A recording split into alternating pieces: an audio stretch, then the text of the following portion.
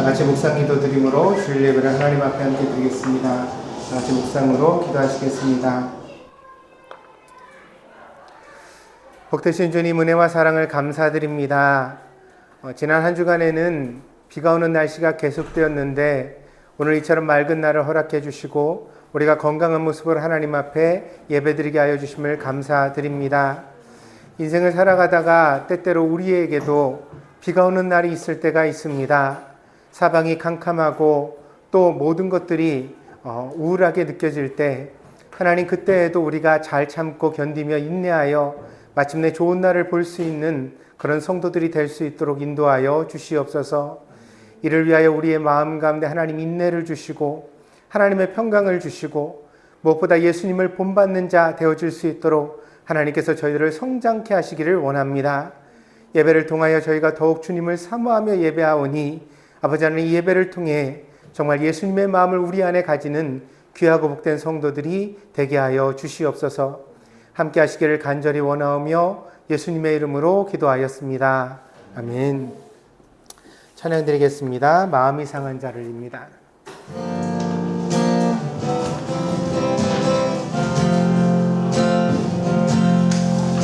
마음이 상한 자를 고치시는 주님, 하늘의 아버지 날 주관하소서. 주의 길로 인도하사 자유케 하소서. 새 일을 행하사 분케 하소서. 의에 줄이고 목이 마르니 성령의 기름 부으소서. 의에 줄이고 목이 마르니 내 잔을 채워 주소서. 성령으로 채우사, 성령으로 채우사 주보게 하소서. 주의 임재 속에 은혜하게 하소서. 주 뜻대로 살아가리 세상 끝날까지. 나를 빚으시고 새날 열어주소서. 의에 줄이고 목이 마르니 성령의 기름 부으소서.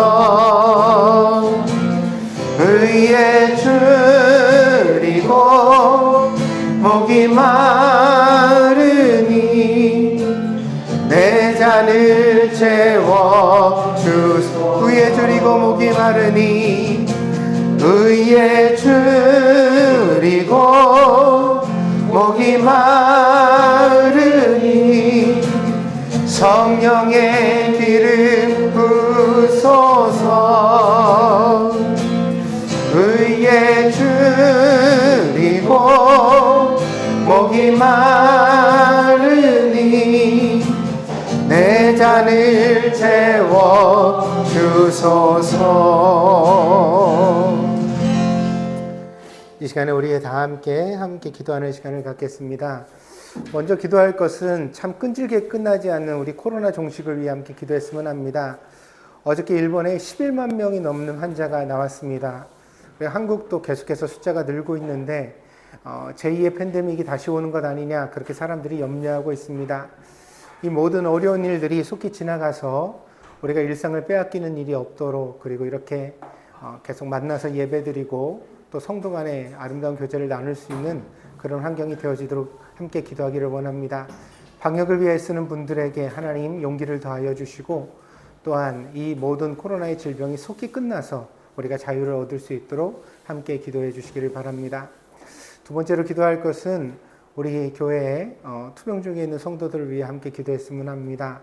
우리 최동현 집사님 위해서 특별히 기도해 주시고, 그리고 또 우리 이명희 권사님과 최정 집사님 어머니 위해서도 함께 기도해 주시기를 바랍니다. 그리고 또 안과 수술 이후에 회복 중에 있는 우리 유인환 집사님 위해서도 기도해 주시고, 또 성도들 가운데 연약한 분들이 참 많습니다. 우리 유지 아빠 아버님께서도 지금 재활치료 중에 있는데 잘 회복될 수 있도록 함께 기도해 주시고, 우리 장소 집사님 아버님도 병환을 겪으셨습니다. 속히 회복될 수 있도록 위하여 함께 기도해 주시기를 바랍니다. 모두가 강건했으면 좋겠습니다. 아픈 소식이 더 이상 없고 건강하게 하나님 섬길 수 있도록 하나님 지켜달라고 위하여 기도해 주시기를 바랍니다. 우리 코로나의 종식을 위하여서 함께 기도하고 또 아픈 성도들을 위하여 함께 기도하는 시간 가지도록 하겠습니다. 기도합니다.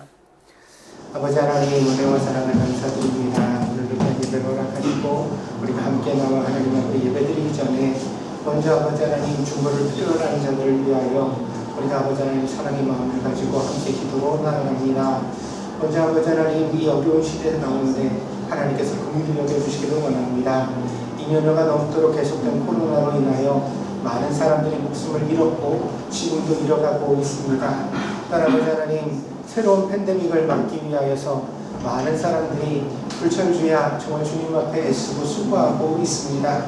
먼저 방역을 위하여 수고하는 분들에게 지혜와 총명을 더해주시고 또한 용기를 더해주시기를 원합니다. 이 질병과 잘 싸워 마침내 이길 수 있는 저희들이 될 수 있도록 하나님께서 저희들을 붙들어 주시옵소서. 특별히 우리의 조국 대한민국과 또한 우리가 살아가는 일본 땅 위에 하나님께서 은총 주시기를 원하오니 모든 코로나가 속히 끝나고 물러나서 아버지 하나님, 우리가 주님 앞에 이처럼 만나 예배드리며 성도들의 아름다운 교제를 나누는 것이 결코 방해받지 않도록 하나님께서 은혜 가운데 인도하여 주시옵소서. 특별히 사랑하는 성도들이 곧 이제 한국에 많이 출타하게 됩니다. 가고는 길 가운데 안전하도록 지켜주시고, 특별히 우리 어린아이들을 하나님께서 능력의 장중에 붙들어 주시옵소서. 그래야 이 어려운 시기 가운데서도 사랑하는 교회가 하나님 앞에 감사와 찬양을 계속하여 드릴 수 있도록 하나님 인도하여 주시옵소서. 아버지 하나님, 또한 사랑하는 교회의 연약한 지체들을 위하여 기도합니다. 많은 분들이 병환 가운데 수고하고 애쓰며 싸우고 있습니다. 아버지 하나님, 우리가 온전하기를 원하시며 또한 우리가 강건하기를 원하시는 아버지 하나님, 그런 하나님의 선한 뜻 가운데 우리가 하나님 앞에 건강하게 살아가기를 원합니다. 이제 우리 최동현 집사님을 기억하여 주시고 사랑하는 종 외롭지 않도록 붙들어 주시고 그 모든 투병 가운데 하나님께서 능력을 더하여 주시옵소서. 좋은 의사와 병원과 좋은 약과 모든 필요한 것들을 하나님께서 공급하셔서 아버지 하나님 마침내 건강해져서 우리 곁에 돌아올 수 있도록 하나님 붙드시고 인도하여 주시옵소서. 또 아버지 하나님, 우리 이명희 권사님과 또 최진 집사님 어머니를 기억해 주시기를 원합니다. 아버지 하나님, 많은 부모님들이 또한 같이 아파했습니다. 이제 우리 유지 아빠 아버님도 기억해 주시고 또 아버지 하나님, 우리 장소 집사 아버님도 하나님 기억하여 주시옵소서. 노년 가운데 아버지 하나님, 우리가 얼마나 인생을 살아갈지 알지 못하지만 그 사는 날 동안 강건하기를 원합니다. 아버지 하나님, 우리가 서로 기쁜 날을 보며 격려하며 함께 아버지 하나님 기쁨으로 만날 수 있는 날들이 있기를 원합니다. 주님께서 그 아픈 부위마다 능력의 손으로 안수하여 주시고 깨끗이 치유하여 주셔서 노중들이 건강을 회복하고 주님 앞에 강건하게 일어날 수 있도록 인도하여 주시옵소서. 어느라고 아픈 부위마다 깨끗해지는 능력이 임하게 하여 주시고, 하나님, 우리는 그 길을 알지 못합니다. 무엇이 가장 좋은 치료의 방법인지 우리는 선택할 수 없사오나 하나님이 꼭 인도하여 주셔서 강건할 수 있도록 하나님 붙드시고 인도하여 주시옵소서. 또한 사랑하는 우리 유인환 집사님을 기억해 주시고 정말 아버지 하나님 수술을 잘 마치고 그간의 회복해 하심을 감사드립니다. 이후로는 하나님 정말 이전보다 더 강건한 모습으로 회복될 수 있도록 인도하여 주시고 이 모든 것들을 통하여 주님과 아버지 하나님 더욱더 가까워질 수 있는 귀한 집사님 될 수 있도록 하나님 붙드시고 인도하여 주시옵소서. 사도 바울이 고백하기를 내가 약할 때 곧 강함이라 하였습니다. 우리가 인생의 역경과 고난을 통하여 오히려 하나님과 더 친근히 살아가는 법을 배우게 되는 줄 믿습니다. 우리의 힘이 되시고 도움이 되시는 아버지 하나님, 하나님께서 저희들을 도와주셔서 이 모든 위기와 역경 가운데 구원하시는 은혜를 힘입을 수 있도록 하나님 인도하여 주시옵소서. 하나님께서 능력으로 함께하여 주실 줄 믿습니다. 오늘도 살아서 역사하시는 주님, 귀한 예배 가운데 우리와 함께하여 주시고 이 예배를 통하여 하나님의 음성 듣기를 소원하오니 하나님, 우리가 하나님의 음성 듣고 은혜 받을 수 있도록 하나님 인도해 주시기를 원합니다. 그리하여서 인생길 가운데 정말 하나님의 뜻을 잘 분별하여 쫓아갈 수 있는 저희들이 되어지게 하여 주시고 아름다운 열매를 맺어갈 수 있는 복된 사람들이 될 수 있도록 하나님 축복하여 주시옵소서. 오늘 귀한 예배 가운데 하나님 은혜 주실 줄 믿습니다. 다른 방에서 예배를 드리고 있는 우리의 아이들에게도 성령의 충만함과 지혜의 충만함과 하나님의 은혜의 충만함을 더하여 주시옵소서. 하나님이 함께하여 주시기를 간절히 원하오며 모든 말씀 예수 그리스도의 이름으로 기도하였습니다. 아멘. 하나님 말씀은 누가복음 15장 20절에서 32절입니다. 누가복음 15장 20절에서 32절입니다. 봉독하겠습니다. 이에 일어나서 아버지께로 돌아가니라. 아직도 거리가 먼데 아버지가 그를 보고 측은히 여겨 달려가 목을 안고 입을 맞추니 아들이 이르되 아버지, 내가 하늘과 아버지께 죄를 지었사오니 지금부터는 아버지의 아들이라 일컬음을 감당하지 못하겠나이다 하나, 아버지는 종들에게 이르되 제일 좋은 옷을 내어다가 입히고 손에 가락지를 끼우고 발에 신을 신기라. 그리고 살진 송아지를 끌어다가 잡으라. 우리가 먹고 즐기자. 이 내 아들은 죽었다가 다시 살아났으며 내가 잃었다가 다시 얻었노라 하니 그들이 즐거워하더라. 맏아들은 밭에 있다가 돌아와 집에 가까이 왔을 때 풍악과 춤추는 소리를 듣고 한 종을 불러 이 무슨 일인가 물은데 대답하되 당신의 동생이 돌아왔음에 당신의 아버지가 건강한 그를 다시 맞아들이게 됨으로 인하여 살진 송아지를 잡았나이다 하니 그가 노하여 들어가고자 하지 아니하거늘 아버지가 나와서 고난데 아버지께 대답하여 이르되 내가 여러 해 아버지를 섬겨 명을 어김이 없거늘 내게는 염소 새끼라도 주어 나와 내 벗으로 즐기게 하신 일이 없더니 아버지의 살림을 창녀들과 함께 삼켜버린 이 아들이 돌아오매 이를 위하여 살진 송아지를 잡으셨나이다. 아버지가 이르되 예, 너는 항상 나와 함께 있으니 내 것이 다 내 것이로되 이 내 동생은 죽었다가 살아났으며 내가 잃었다가 얻었기로 우리가 즐거워하고 기뻐하는 것이 마땅하다 하니라. 아멘.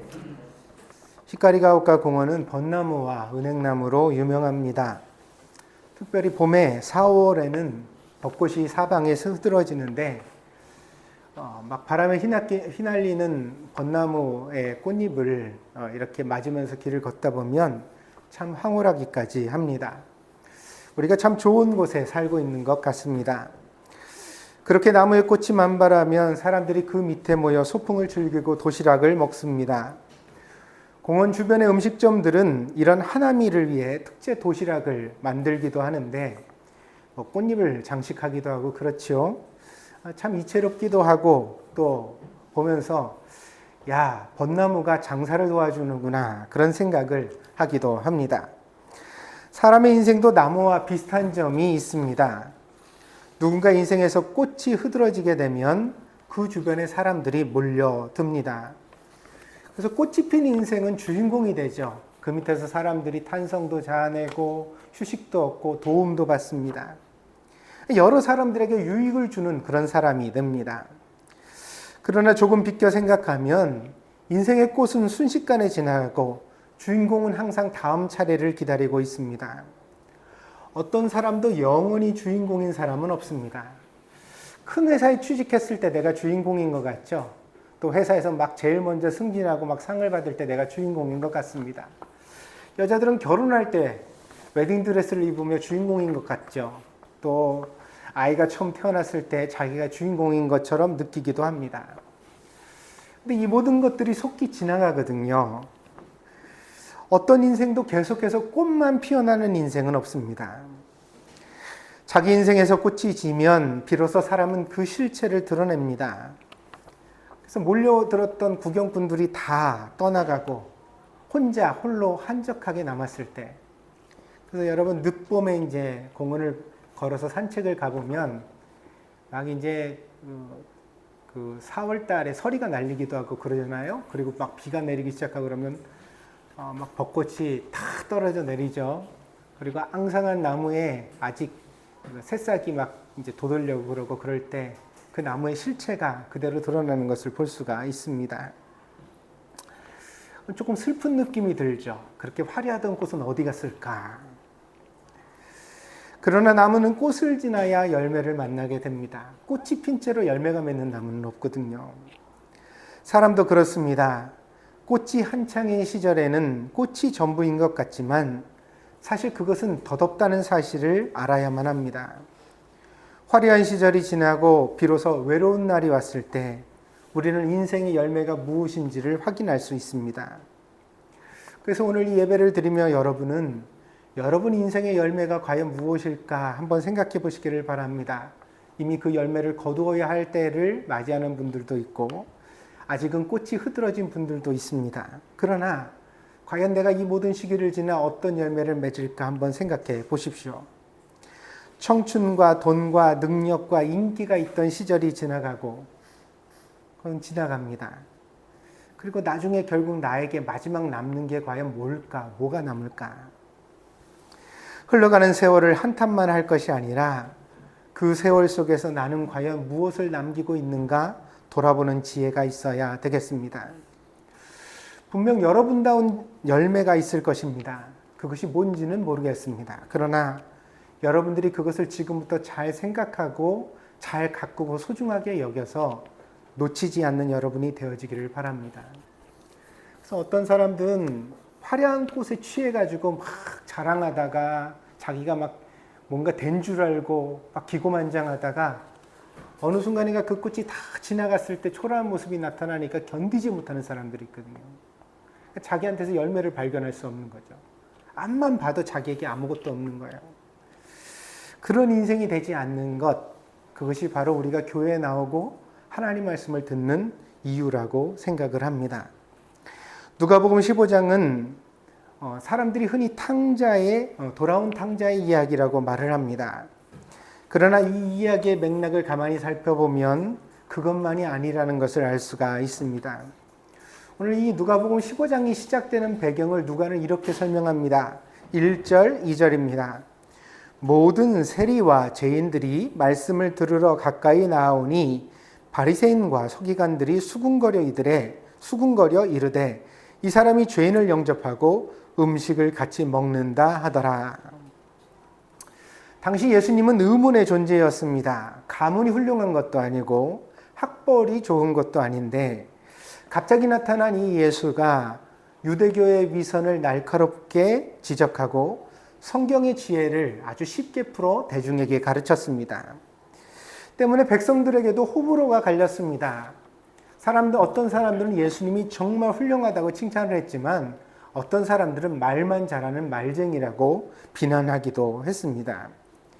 백성들만 그런 것이 아니라 종교 지도자들도 그러했습니다. 바리새인이나 사두개인 같은 사람들도 조차 예수님이 어떤 분일까, 도대체 저 사람이 누굴까?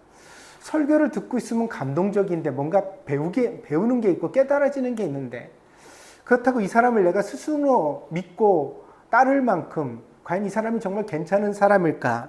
모두가 의아한 눈초리로 예수님을 바라보고 있었습니다. 사회적 기득권에 익숙했던 사람들에게 듣보잡 예수님은 랍비로 선지자로 받아들이기에는 매우 어려운 대상이었습니다. 그리고 또한 예수님의 품행도 이들에게 걸림돌이 되었습니다. 율법을 아주 준수하게 잘 지키는 모범생이었다면 이렇게 종교적 지도자들이 예수님을 믿고 따르는데 좀 더 쉬웠겠죠. 그런데 예수님은 모범생이 아니었거든요. 기존의 타성에 젖어 있는 어떤 것들을 깨트리는데 굉장히 적극적이셨고 그리고 말에 거침이 없었습니다. 그러다 보니까 어떻게 보면 예수님의 이 설교나 어법들이 매우 교양 있는 그런 선생의 것들은 아닌 것처럼 느껴지고 그런 면에서 이분을 내가 과연 따를 수 있을까 그런 의문이 많이 들었습니다. 오늘도 예수님이 이런 사람들에게 걸림돌이 되는 행동의 한 부분을 보여주십니다. 그게 뭐죠? 모든 세리와 죄인들이 예수님 앞에 나왔다는 것입니다. 누가는 매우 적극적으로 이것을 서술하고 있는데 모든이라는 이 서술어는 설마 이스라엘에 있는 모든 세리와 죄인들이 예수님께 나왔겠습니까? 그러니까 이 말은 매우 많다는 뜻이죠. 매우 많은 세리와 죄인들이 예수님 앞에 나왔다. 그렇게 이제 설명을 하고 있습니다. 그러면서 이 세리와 죄인들이라는 것도 당대로 보면 죄인들을 대표하는 대표적인 그룹이었거든요. 그러니까 세리와 죄인들뿐 아니라 당대 사람들이 보기에 비도덕적이라고 정죄되는 사람들, 그게 무슨 직업을 가졌던 어떤 부류든지 간에 그런 매우 천박해 보이고 사람들이 잘 어울리기를 싫어하는 사람들이 예수님께 많이 나왔다는 것을 루가가 기록하고 있는 것입니다. 성경에서 죄인은 하나님의 은혜를 떠난 사람들입니다. 그러나 본문은 좀 다른 구도를 보여줍니다. 왜냐하면 1절에서 이 세리와 죄인들과 함께 대칭되는 자리에 누가가 누굴 두고 있냐면 바리새인과 사두개인들을 두고 있기 때문입니다. 그러니까 이걸 누가의 표현으로 가만히 그 맥락을 이해해 보면 어떤 면이냐면 바리새인과 사두개인들이 보기에 죄인이었던 사람들이 예수님께 몰려왔다. 이렇게 서술하고 있는 것이죠.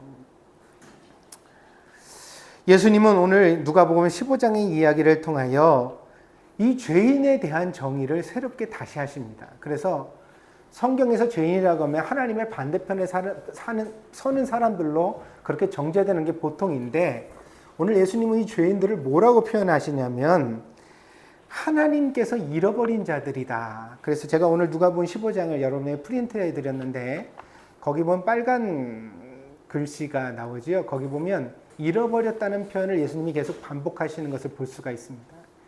잃어버렸다, 잃어버렸다, 잃어버렸다. 그게 이제 100마리 양 중에 한 마리 잃어버린 양이 되기도 하고 10드라크마 중에 한 드라크마를 잃어버린 여인의 이야기도 되고요. 잃어버렸다는 표현을 계속 써요. 이게 무슨 관점이냐면 사람이 보기에는 죄인이지만 사람의 관점으로 죄인으로 보이지만 하나님의 관점에서 보았을 때는 잃어버린 사람들이다. 그 사람들이 그렇게 예수님께서 설명해 가시고 있는 것입니다. 제가 목사 안수를 처음 받았을 무렵입니다. 그때 저는 교회를 막 개척해서 몇 명의 성도들을 목회하고 있었습니다. 그런데 어느 날 교회에서 이제 한 밤 10시쯤 돼서 집에 돌아가려고 하는데 전화가 왔습니다.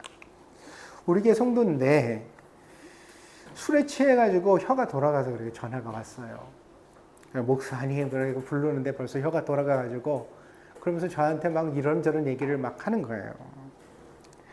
이런 분들의 특징이 말이 길어지고 두서가 없습니다. 그때도 저는 한 20-30분 동안을 붙들고 통화했던 것 같습니다. 되도록이면 그래도 목사에게 전화를 했으니 모르는 척하고 불편하게 안 하려고 노력을 하며 통화를 했습니다. 그러나 저는 실패했습니다. 의식했던 것은 아니지만 제가 대화 중간중간에 한숨을 푹푹 쉬었던 것 같습니다. 멀쩡하지도 않은 정신에 횡설수설 말을 하니까 내가 상대를 향하여 그쯤은 표시를 해도 알아차리지 못하겠지 제가 방심했던 것 같습니다. 그런데 그날은 이제 모르는 것처럼 지나가는데 얼마 지나서 그 양반이 저한테 지나가듯 저한테 얘기를 하는 거예요. 뭐라고 얘기를 하냐면 목사님은 나만 보면 한숨을 푹푹 쉬신다고. 자기가 마음에 들지 않는 것은 알지만 그래도 그렇게 내색하는 건 좋지 않다고 얘기를 했습니다. 그분은 당시 이혼을 겪고 있었습니다. 남자분인데 자녀를 막 출산하고도 이혼을 하는 과정 가운데 양육권을 엄마에게 넘겼고 그리고 아내에게도 아직 미련이 남아서 무척 힘들어 했습니다. 그 심정을 제가 어떻게 다 알 수 있겠습니까? 그 시절 저에게는 그저 이혼남이고 술 먹는 성도이며 밤에 무례하게 전화를 하는 귀찮은 성도로 여겨졌던 것 같습니다. 근데 이게요, 참 힘든 일인 것 같아요. 제가 목회를 하면서 이제 나이를 50쯤 먹었는데도 불구하고 싫은 티를 안 내야 되겠다고 무척 생각을 하고 기도를 하고 노력을 하지만 사람이 어떤 사람에 대하여 거부감이 생길 때가 있잖아요. 근데 그 노력과는 무관하게 그게 드러난단 말이에요. 제가 그때 한숨을 픽픽 쉬는 것처럼 제 표정과 눈빛과 어떤 것에서 설마 싫어하는 사람한테 좋아한다는 사인을 보낼 수야 없겠죠. 그게 사람이니까. 근데 이게 참 어려운 것 같습니다. 근데 싫어하는 데는 다 이유가 있습니다. 그러니까 그 사람이 내 마음에 들고 좋은데 싫어하는 사람은 없잖아요. 그러니까 뭔가가 마음에 안 들기 때문에 싫어하는 거죠. 그러니까 아니 배고파서 밤 10시에 빨리 집에 들어 밥 먹으려고 하는데 전화해서 30분 동안 깔락깔락 술 먹고 얘기를 하는데 누가 그거 좋겠어요. 그러니까 저도 나름대로 저를 합리화할 수 있는 근거는 있다고 생각을 합니다. 그러나 어쨌든 성도가 괴로워서 목사에게 전화한 것 아닙니까?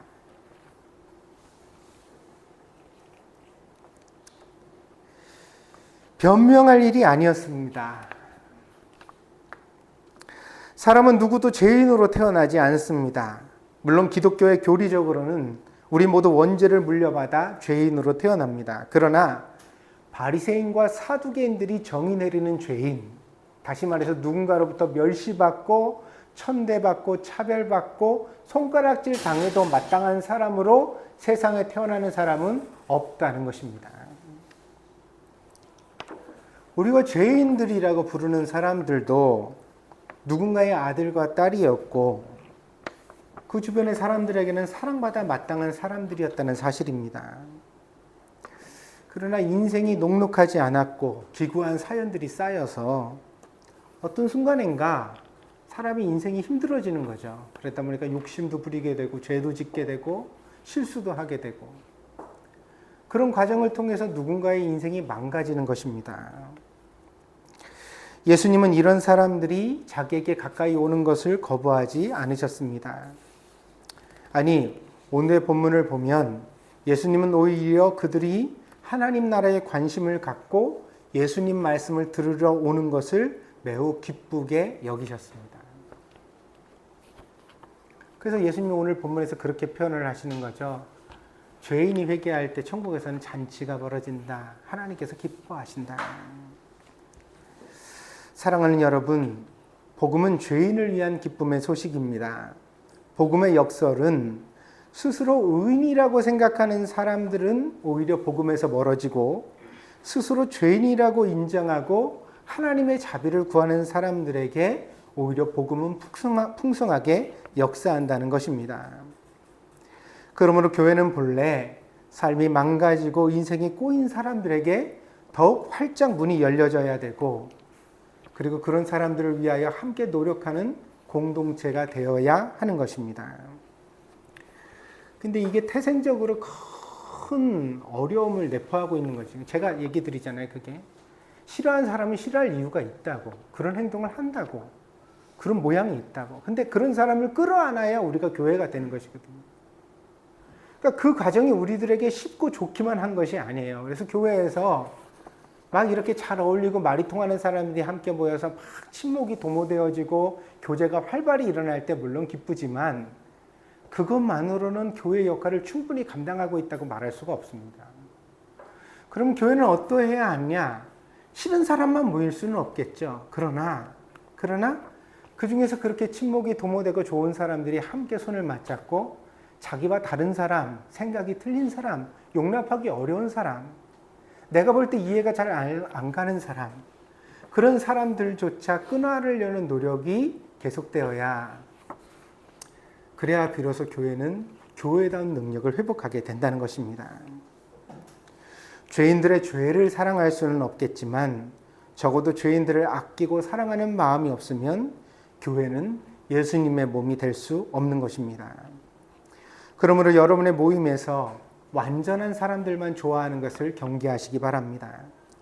조금 흠이 있고 부족함이 있고 상처가 있는 사람들을 품고 이해하고 함께 가려는 노력, 그것이 늘 우리에게 있어야 한다는 사실을 기억하시고 기도하는 여러분들이 되시기를 바랍니다. 그래야 교회가 건강할 수 있고 여러분들에게도 유익이 있는 줄 믿습니다. 오늘 11절에서 32절에 나오는 이 본문을 보다 보니까 11절에 이렇게 나오죠. 또 이르시되 어떤 사람에게 두 아들이 있는데 그랬습니다. 근데 둘째 아들은 이 본문을 읽어보면 명백한 탕자입니다. 왜냐하면 아버지가 죽기 전에 유산 달라고 그러죠. 그거 가지고 외국으로 도망갔어요. 아버지 없는 데서 그걸 가지고 막 창기와 함께 놀고 허랑방탕하면서 그걸 다 탕진했습니다. 그래서 그 재산을 다 없애버리고 나중에는 거지가 되었는데 그제서야 자기가 죽게 생기니까 아버지가 생각나서 돌아왔다 이렇게 이야기가 전개되거든요. 그러니까 이 두 번째 아들은 명백한 탕자입니다. 그렇다면 첫째 아들은, 두 아들 중에 첫째는 어떨까요? 둘째 아들이 돌아오는 날에도 첫째 아들은 종들과 함께 밭에서 돌아오는 길이었습니다. 오늘 25절이죠. 맏아들은 밭에 있다가 돌아와 그랬습니다. 그러니까 아버지의 밭을 열심히 돌보는 일꾼들과 함께 일하는 성실한 아들이었다는 것을 보여주죠. 또한 첫째는 자신에 대하여 매우 자신감에 차 있는데 오늘 29절에 보니까 뭐라고 말하냐면 자기는 아버지 말씀을 거절한 적이 없다 이렇게 말합니다. 29절입니다. 아버지께 대답하여 이르되 내가 여러 해 아버지를 섬겨 명을 어김이 없거늘. 아버지가 얘기하면 자기가 다 들었다는 거죠. 그러니까 한국식 표현으로 말하면 나 같은 효자가 어디 있어요? 이런 말을 지금 하고 있는 거죠. 그렇게 말하고 있는 것입니다. 밖에서 보면 절대적으로 모범생이며 효자인 아들입니다. 그러나 그 실체도 과연 그럴까요? 오늘 30절에 이 첫 아들의 맏아들의 실체를 드러내고 있습니다. 30절입니다. 아버지의 살림을 청녀들과 함께 삼켜버린 이 아들이 돌아오매 이를 위하여 살찐 송아지를 잡으셨나이다. 여기서 이제 두 사람을 싸잡아서 다 비난하는데 하나는 누구냐면 허랑방탕한 둘째 아들, 자기 동생을 갖다가 동생이라고 부르지도 않죠. 이 동생을 뭐라고 하면 아버지 둘째 아들이래요. 그러면서 거기다가 창기들과 함께 재산을 다 말아먹은 그렇게 이제 비난하는 말을 하죠. 그 다음에 두 번째 아버지를 비난합니다. 아버지를 뭐라고 말하냐면 나를 위해서는 송아지 새끼 하나 주지 않는 인색한 아버지가 이렇게 허랑방탕한 당신 둘째 아들을 위해서는 살찐 송아지를 잡고 있지 않느냐. 그러니까 아버지가 어떤가요? 편애한다는 거고 아버지가 분별력이 없다는 거고 그런 면에서 아버지는 자기에게 너무 일방적으로 잘못했다라는 말을 비난하고 있는 것입니다. 동생에 대한 미움과 적대감이 강하게 드러나고 있는 대목입니다. 첫째 아들은 행동은 반듯했지만 적어도 아버지의 마음을 이해하고 있지는 못했습니다. 이 첫째 아들은 사랑이 없네요. 자기 동생조차 사랑하지 않아요. 어쨌든 소식이 끊어졌던 둘째가 돌아왔다 그러면 그 행색이라도 한번 보고 얼굴에 주먹을 날리든 뭐라고 나무라든 그 동생을 보고 뭐라고 해야 될 텐데 볼 생각도 안 하면 보고 싶지도 않은 거죠. 한 번도 그리워한 적이 없다는 뜻입니다. 그러면서 이제 이 둘째 아들과 아버지를 싸잡아 비난하는 그런 태도를 보여주고 있습니다.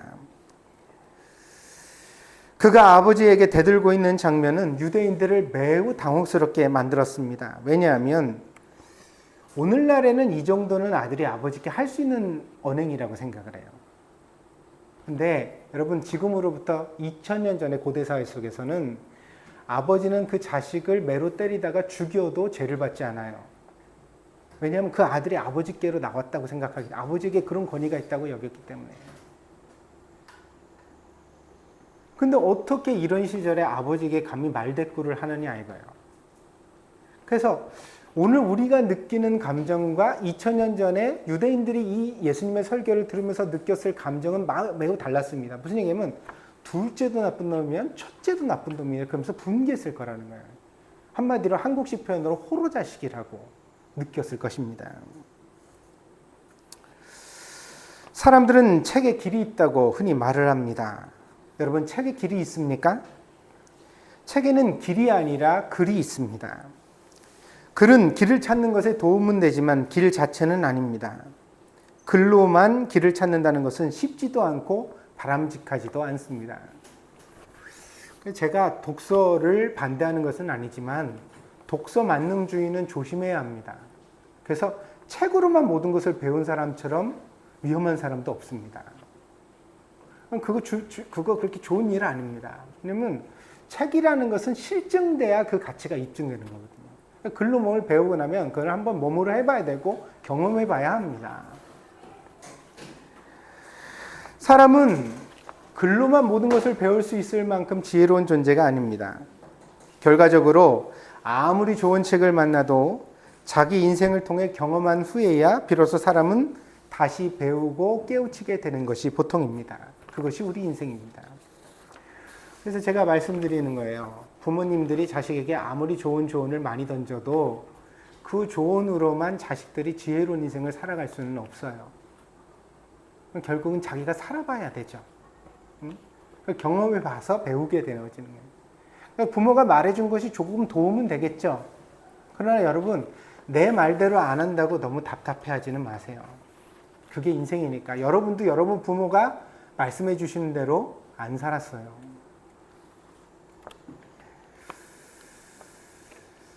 여기 오늘 이 본문의 비유를 보십시오. 아버지 곁에 있을 때 세상에서 아버지처럼 나를 사랑하고 기다려주시는 존재가 없다는 것을 일찍 배웠다면 얼마나 좋았을까요? 그러나 둘째 아들은 그렇지 못했습니다. 아버지의 유산을 달라고 해서 먼 외국으로 그 모든 것을 방탕한 삶으로 탕진한 이후에야, 그래서 파산해서 스스로 비참해진 이후에야 아버지가 자기를 사랑해 줬던 그 사랑이 생각났습니다. 그래서 이 둘째 아들은 돌아오게 되었습니다. 그럼 이제 누가 남았습니까? 둘째는 그렇게 갔다가 한번 살고 돌아왔고요. 근데 오늘 이 아버지의 두 아들 중에 누가 아직 남았어요? 첫째가 남았습니다. 첫째 아들은 집을 나가지도 않았습니다. 그러나 문제는, 오늘 본문이 우리에게 보여주고 있는 문제는, 둘째 아들은 죽을 뻔했다가 돌아왔는데 첫째 아들은 집을 나가지는 않았지만 아직 아버지의 품으로 돌아오지 못하고 있는 현실입니다. 그 사랑이 귀하다는 것을 아직 깨닫지 못하고 있습니다. 그래서 본문의 제목은 돌아온 탕자가 아니라 탕자들의 아버지가 더 적당해 보입니다. 첫째 아들은 은밀한 탕자, 두 번째 아들은 노골적인 탕자. 첫째 아들은 겉으로는 드러나지 않았지만 그 내적으로 아버지를 이미 마음으로 떠난 아들. 두 번째는 몸으로 떠났다가 돌아온 아들. 그렇게 성경이 말하고 있습니다. 그 아버지는 모든 사람의 창조주가 되시는 하나님이시며 그래서 우리들의 아버지가 되시기도 합니다. 오늘도 우리를 달래고 어루만지며 사랑으로 돌아오시게 하려고 합니다. 그래서 여러분, 세상에는 두 종류의 탕자가 있다고 예수님 말씀하십니다. 하나는 뭐죠? 모범적으로 살아왔지만 그 마음이 스스로 죄인인 줄을 모르는 탕자. 그리고 두 번째는 세상에서 방탕했지만 이제는 하나님의 도움이 필요해서 하나님 없이는 못 산다고 생각되어서 하나님께 돌아가기를 원하는 탕자. 그게 이제 오늘 본문에 나오는 세리와 죄인들이라고 예수님 말씀해 주시는 거예요.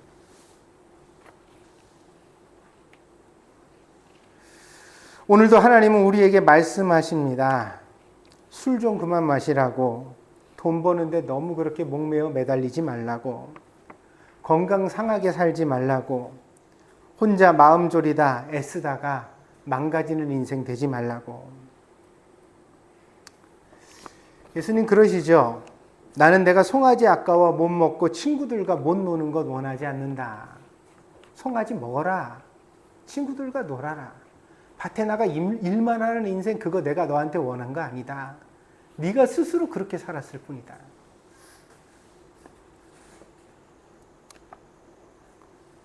그러므로 여러분, 신앙생활이 여러분을 옥죄고 힘들게 할 것이라고 생각하지 마십시오. 절대로 그렇지 않습니다. 하나님의 마음을 이해하게 되면 오히려 신앙은 우리에게 자유를 주고 우리를 더욱더 풍성하게 합니다. 세상에서 가장 든든한 배경을 우리에게 줍니다. 인생은 빠르게 지나갑니다. 여러분의 꽃이 떨어져 가는 것을 여러분도 느끼실 것입니다. 그래서 어린아이가 곁에서 막 보채면서 2시간, 3시간 간격으로 일어나서 아이에게 젖병을 물려주고 젖을 물릴 때는 그게 힘들죠. 그리고 조그만 때는 아장아장 걸을 때는 5발짝만 걸으면 엄마 힘들어, 아빠 힘들어, 나 안아줘 그러면서 두 팔을 벌릴 때, 아유, 이런 8월 달에 그런 아이를 데리고서 장 보러 다니고 그런 일은 정말 힘들고 고된 일입니다. 근데 여러분, 그것도 꽃이거든요. 조금 있으면 떨어져요. 여러분이 떨어지지 말라고 해도 떨어져요. 어느 날인가 아이가 됐어 엄마, 더 이상 도와주지 않아도 돼, 그렇게 말할 때 섭섭함과 적적함이 몰려올 겁니다. 당장은 기쁠 수도 있어요. 왜냐면 너무 힘들었으니까 벌써 이렇게 키웠나 그러면 그럴 수 있죠. 그런데 이게 사춘기 되면서 점점 친구랑 놀고 늦게 들어오고 혼자 고민하고 문제가 있으면 친구랑 풀고 엄마한테 아빠한테 더 이상 얘기 안 하고 그런 세월이 오거든요. 내 자식만 떨어질까요? 아니요. 여러분에게 기쁨이 되는 모든 게 떨어집니다. 제가 요즘 공원을 늘 이렇게 조깅을 하면서 뛰는데 매일 한 5km 정도를 뛰는 것 같습니다. 뛰는데 뛰면서 진짜 힘들어요. 그러니까 관절도 아프고 종아리 근육도 아프고 막 온몸에 알이 배겨가지고 막 힘들어요. 아픈데 그러면서 뛰면서 저 자신한테 뭐라고 얘기를 하는지 아세요? 10년 후에도 내가 이렇게 뛸 수 있을까? 10년 후에도 내가 이렇게 달릴 수 있을까? 병이 와서 건강이 사라져서만 그런 것은 아니겠죠.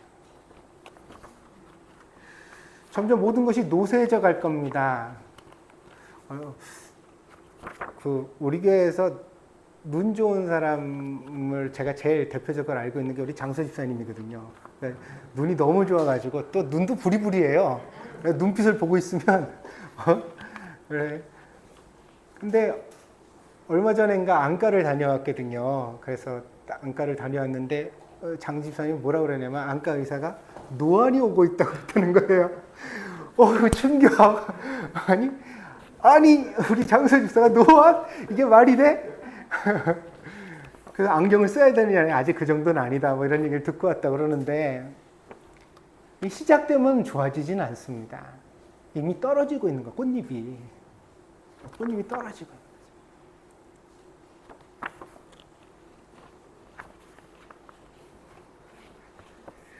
근데 이렇게 좋은 시절이 다 지나가고 나면 그러면 이제 인생의 열매가 남아요. 여러분이 한 50살, 60살 이렇게 됐을 때 그때 이제 인생의 열매가 남거든요. 꽃잎이 떨어져 간다는 사실, 그리고 떨어지고 나서 비로소 인생의 열매가 남는다는 사실, 그게 무슨 얘기인지 여러분 잘 새겨 들어보세요. 내가요, 돈이 있어도 빨리 맛있는 집 가가지고 음식 사 먹을 의욕이 없을 때, 그거 귀찮아, 이제는. 그런 것도 젊은 날에는 막 가가지고 사진 찍어서 인스타에도 올리고, 친구한테 소개도 하고, 막 그러면서 감탄을 하고, 이 와균 진짜 맛있다, 이 스시는 진짜 맛있다 이랬는데, 어느 순간인가 내가 돈이 있어도 거기까지 가서 그걸 먹는 게 귀찮아. 그냥 간단하게 먹고 끝내는 게 좋겠어. 내 마음이 그렇게 돼버렸어. 그게 이제 기쁨의 꽃잎이 떨어져 버린 거거든요. 그런 시절이 왔을 때 내 인생의 마지막까지 나한테 남는 것이 무엇이겠는가? 내가 아끼고 사랑하고 내가 좋아할 만한 것이 무엇이겠는가? 그걸 지금부터 잘 생각하고 다듬어 가셔야 된다는 거예요. 어느 날 갑자기 생겨나는 게 아니거든요. 그런 사람들이 있어요. 이제 나이 늙었으니까, 은퇴하셨으니까 취미를 하나 가져보시죠. 취미가 55살, 60살에 갑자기 오늘부터 취미생활 시작 그런다고 취미가 생길 것 같아요? 그렇게 안 돼요, 인생이. 인간관계도 그래요. 이제 여유가 있으니까 가서 친구들이나 만나볼까? 아니, 몇 년 만에 갑자기 친구들한테 연락해서 만나자 그러면 그 사람도 그냥 만나준대요. 음식 먹는 거 귀찮은 것처럼 그 사람들도 귀찮아졌어요, 이미. 다음에 보자. 말은 좋게 하죠. 다음에 보자는 말은 결국 무슨 말이에요? 안 만나도 돼. 이런 얘기거든요. 이런 인생의 날이 왔을 때 우리에게 마지막까지 남는 사람이 있어요. 기쁨이 있어요. 그게 무엇이 됐든지 간에. 그게 과연 뭘까? 그걸 귀히 여기셔야 된다는 거예요. 그걸 갖고 가셔야 돼요, 지금부터. 그러니까 가족이 귀하다고 얘기를 하는데, 가족이 귀하려면 어떻게 돼요? 가족과의 관계가 잘 놓여져야 되잖아요. 아이들도 오면 도란도란 엄마 뭐가 어떻고 저떻고 그랬어 어쨌어 이러면서 얘기가 될 수 있는 가족이래야 나중에 나이 먹어 그렇게 외롭게 됐을 때 전화 한 통만 해도 위로가 되죠. 할렐루야. 감사하죠. 기쁨이 도처에 있습니다. 근데 그 기쁨을 우리가 방구석에서 다 밀어내고 혼자서 방바닥을 긁으면서 고통 속에 있을 때가 참 많습니다. 인생의 남은 날이 일주일일지 열흘일지 알지 못하지만 그 일주일 열흘을 고민하고 걱정하고 근심하고 한숨 쉬면서 살기보다는 기쁨으로 살아야 할 줄 믿습니다. 할 수 있는 일을 하면서 어떻게 하면 그럴 수 있을까? 그 고민을 해보시라고 오늘 이 자리에 하나님이 부르신 겁니다. 하나님께서 돌아오기 원하는 탕자는 다른 죄를 회개하고 막 돌아와서 교회에다가 많은 연보를 드리고 내가 죄인입니다는 눈물을 흘리는 그 탕자가 아니라 여러분이 잔치집으로 회복되어지는, 기쁨을 회복하는 인생이 되어지는 그 탕자의 회복을 하나님께서 기대하시고 있다는 사실입니다. 그러므로 남편들은 출근할 때 힘이 있으시길 바랍니다. 아내들은 남편을 볼 때 반갑기를 바랍니다. 자녀들을 보면 기쁜 미소가 저절로 지어지기를 바랍니다. 한심스럽고 안됐고 걱정스러운 놈이 아니라 보면 대견하고 행복하고 감사한 대상이 되시기를 바랍니다. 그렇게 할 수 있습니다. 여러분 마음은 그런 힘이 있어요. 있는데 안 쓰는데 너무 익숙해졌을 뿐이에요. 늘 불평하는데 걱정하는데 여러분이 너무 손쉽게 자기 마음을 내어줬기 때문에 여러분 마음이 습관적으로 그렇게 하고 있을 뿐입니다. 그런데 오늘 이 설교를 듣고 돌아가 여러분의 삶을 바꾸기를 축복드립니다. 아이를 보면 격려하십시오. 기쁘게 말하십시오. 여러분 삶을 복되게 축복해 주십시오. 그리고 어떻게 하면 더 웃을 수 있을까? 어떻게 하면 더 감사할 수 있을까? 그것에 대하여 생각해 보십시오. 그러면 여러분의 삶이 하나님의 은혜로 회복되어지는 귀한 능력이 나타나게 될 줄 믿습니다. 하나님께서 여러분에게 은혜 주시기를 바랍니다. 기도하겠습니다. 탕자들의 아버지가 되시는 하나님, 우리는 은밀한 죄인입니까? 아니면 노골적인 죄인입니까? 우리 모두 다 하나님을 떠나 자기 뜻대로 살다가 망가지고 기쁨을 잃어버렸음에도 불구하고 그것을 깨닫지 못한 채 살아가고 있지는 않습니까? 하나님께서는 오늘 누가복음 15장의 말씀을 통하여 우리에게 기쁨을 회복하라고 말씀하십니다. 하나님께서 우리를 사랑하시니 그 사랑을 미천 삼아 힘있게 인생을 살아가며 기쁜 자 되라고 말씀해 주십니다. 오늘 이 하나님의 음성을 마음에 깊이 새기고 듣고 돌아가는 사랑하는 성도들이 될 수 있도록 인도하여 주시옵소서. 우리의 남은 여생이 얼마일지 모릅니다. 그러나 하나님, 그 남은 인생 동안 우리가 하나님을 의지하며 기쁘게 살아갈 것을 결심하는 저희들이 되게 하여 주시옵소서. 내게 주신 소중한 가족들을 진심으로 사랑하고 우리의 아이들을 믿음으로 잘 양육하며 나 자신을 귀하고 값지게 여길 줄 아는 복된 성도들이 되게 하여 주시옵소서. 하나님께서 저들 모두에게 은혜 주실 줄 믿습니다. 감사드리며 예수님의 이름으로 기도하였습니다. 아멘. 찬양 드리면서 준비하시는 분 하나님 앞에 드리겠습니다. 이 세상을 살아가는 동안에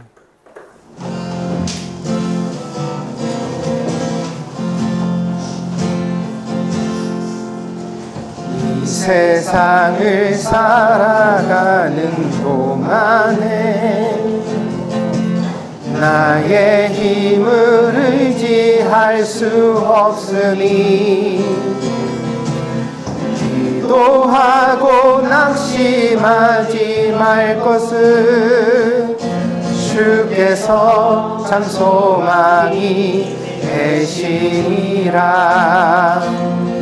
하나님의 꿈이 나의 비전이 되고 예수님의 성품이 나의 인격이 되고 성령님의 권능이 나의 능력이 되길 원하고 바라고 기도합니다. 주의 길을 걸어가는 동안에 세상에 거두지할 수 없으니 감사하고 낙심하지 말 것은 주께서 참 손금이 되심이라. 하나님의 꿈이 나의 비전이 되고 예수님의 성품이 나의 인격이 되고 성령님의 권능이 나의 능력이 되길 원하고 바라고 기도합니다.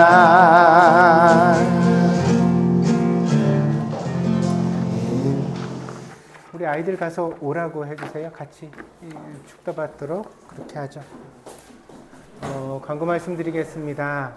말씀드린 대로 아침에 중보 기도를 먼저 하고 예배를 시작했습니다만 코로나 상황의 빠른 종료를 위하여서도 기도해 주시고 또 한국에 다녀온 우리 성도들의 출타를 위해서도 기도해 주시고 무엇보다도 지금 병환 중에 투병하고 있는 우리 성도들을 위해서 다 같이 함께 기도해 주시기를 원합니다.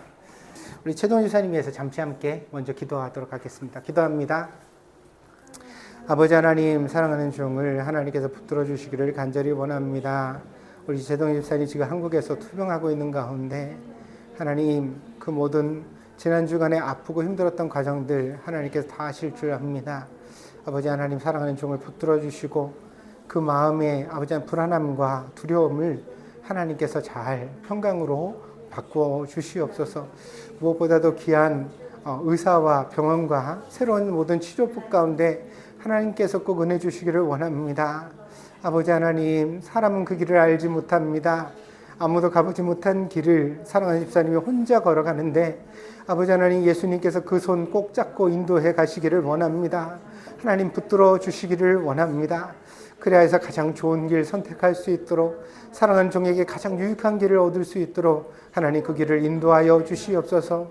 바라옵기는 우리 최동훈 집사님 하나님 회복시켜 주셔서 건강한 모습으로 우리 곁에 돌아와 이 동경드림교회에서 함께 예배드리는 그 날이 꼭 있게 하시기를 원합니다. 그 날을 빨리 하나님 허락해 주시기를 원합니다. 하나님께서 은혜 가운데 인도하여 주시옵소서. 그래서 주님 앞에 영광 돌려드릴 수 있는 귀한 교회가 되어지게 하시고 모든 성도들도 함께 기뻐할 수 있도록 하나님 은혜 베풀어 주시옵소서. 우리가 아버지 하나님 함께 기도할 때마다 성도를 하나 되게 하시는 하나님의 귀한 은혜가 나타날 줄 믿습니다. 사랑하는 동경드림교회가 서로를 위하여 마음을 기울여 함께 중보하며 기도할 수 있는 귀한 교회 되어지게 하여 주시옵소서. 아픈 지체들이 참 많습니다. 또한 연약한 부모님들이 참 많이 계십니다. 아버지 하나님 은혜를 더하여 주시옵소서. 그 모든 연약함마다 구원하시는 하나님의 은혜가 임하게 하여 주시고 저희가 환난을 벗어나 근심이 없게 하시는 하나님의 은혜를 힘입을 수 있도록 인도하여 주시옵소서. 주님께서 붙들어 주시기를 간절히 원합니다. 주님 인도하여 주시옵소서.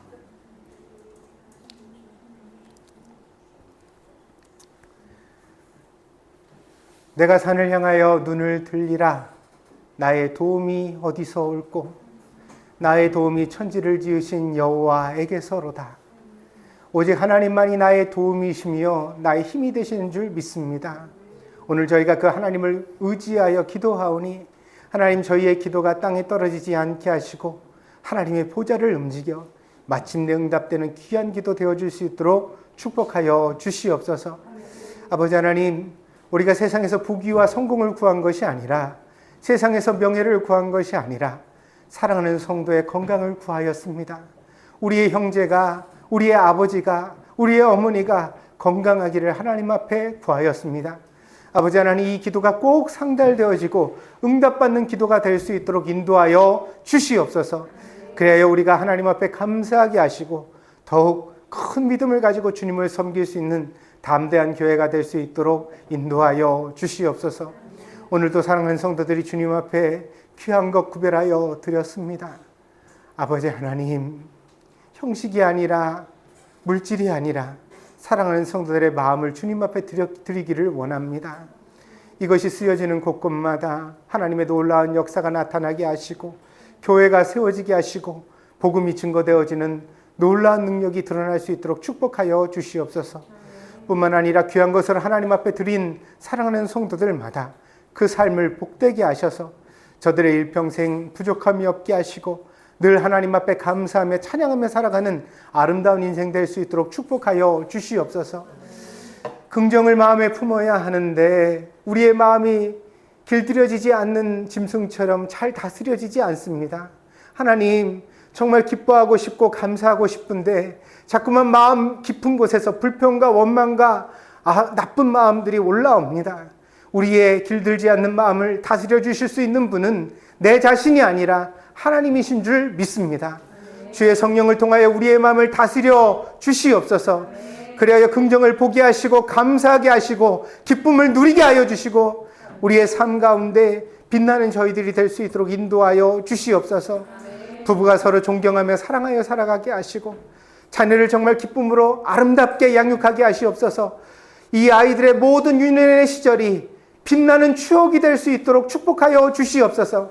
같이 밥을 먹고 아침에 일어나고 여행을 가고 함께 쇼핑을 하고 산책을 하고 아이들과 손잡고 대화하는 모든 시간이 빛나는 보석과 같은 추억이 될 수 있도록 하나님 축복하여 주시옵소서. 아버지 하나님, 저들의 모든 일터에 복을 주시기를 원합니다. 땀 흘려 수고한 것마다 합당한 결실을 맺혀져 궁핍함이 없게 하시고 저들이 번 것 가지고 자기만 위하여 살아가는 인생이 아니라 하나님 그것 가지고 주님의 교회를 세우고 가난하고 소외된 이웃들과 사랑을 나눌 수 있는 복된 손길 될 수 있도록 축복하여 주옵소서. 저들의 마음에 평강 주시기를 원하오니 늘 든든한 평화가 있게 하여 주시고 하나님 주변에 많은 좋은 사람들을 곁에 두어서 외롭지 않은 인생 될 수 있도록 축복하여 주시옵소서. 어디를 가나 무엇을 하나 하나님의 자녀로서의 긍지를 잃지 않게 하시고 눈이 어린아이와 같이 빛나게 하여 주옵소서. 안 된다 못한다 부정적인 마음이 아니라 정말 하나님을 기대하는 소망으로 저들의 눈빛이 빛나는 맑은 사람들이 될 수 있도록 축복하여 주시옵소서. 그리하여 저들의 인생은 평생 하나님 앞에서의 모험이 있게 하여 주시고 늘 하나님 앞에 감사하며 걸어갈 수 있는 귀한 모든 여정이 될 수 있도록 축복하여 주시옵소서. 지금은 우리 동정드림교회 머리가 되시는 예수 그리스도의 한량없는 은혜와 날마다 우리를 사랑하여 주시고 붙잡아 주시며 우리를 위로하시고 힘이 되어 주시는 아버지 하나님의 극진하신 사랑하심과 우리가 다스릴 수 없는 우리의 마음을 다스려 주시고 우리를 예수님 닮아가게 하시는 보혜사 성령님의 교통하시며 내재하시며 충만하신 역사가 오늘 동정드림교회에 나와 예배드린 사랑하는 성도들 머리 위에 저들의 가정과 직장과 학업 위에 저들의 모든 인생의 여정 위에 지금으로부터 영원히 함께 계실지어다. 아멘.